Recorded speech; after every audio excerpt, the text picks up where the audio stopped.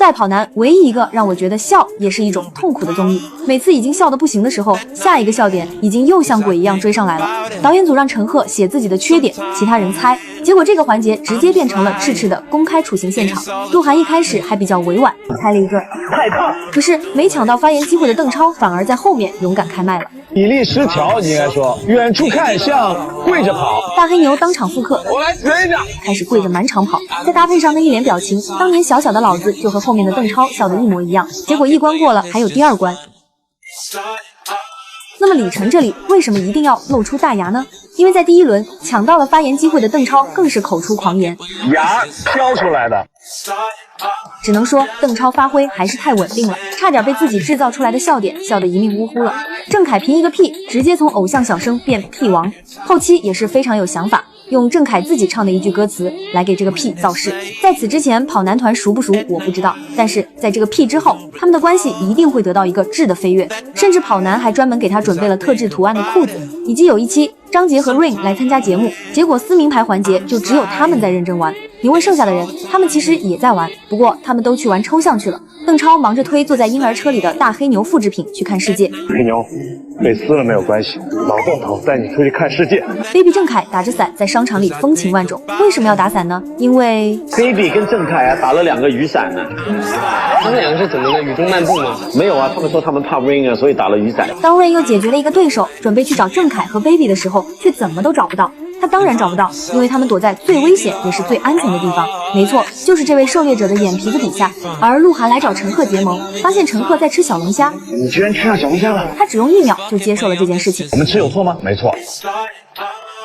并参与其中。内娱综艺史上最绝的反转局，如果没有邓超卧底那一期，我绝对第一个不同意。那一期所有人都提前串通好，假装被邓超撕掉。郑恺憋笑憋到肩膀发抖，脸都憋红了。邓超还到处炫耀自己的演技，以为自己就是全场唯一的获胜者，可能还在心里笑兄弟们吃一堑不长一智。最后颁奖时，他才发现自己才是那个大冤种，除了兄弟团，连工作人员都在贡献名场面。老邓头录节目太饿，于是偷偷吃了摄像小哥女朋友做的爱心便当，结果录制一开始，小哥直接冲上去撕了他的名牌，没有剧本，全是私人恩怨。邓超，没人通知我，摄像也能玩啊？而你画我猜是永远的神级现场。这一期的一个题目是马甲线，迪丽热巴大笔一挥，画出了一个奇形怪状的东西。王祖蓝和容祖儿2个 TVB 演员当场实话，这么高情商的2个人都不知道说什么来圆场了。容祖儿内心不是你们内地玩这么大，我怎么不知道？后期老师头都挠破了，才找到能过审的打码方式。估计后期老师这时候都得给宫崎骏磕一个吧。还有一期规则游戏，有的规则光是说出来就已经够好笑了。你们当中有一个人笑了就会被淘汰。而这2个人在得知这个规则不适用他们之后，好像前面几10年的人生从来没有笑过一样，突然就疯了。并且这么阴险的规则还恰恰给了最懂他的人。蹦床、猜歌、挑战，一开始李晨还可以发力猜对了好几首，可是到后面不管什么歌，他的大脑都被春泥控制了。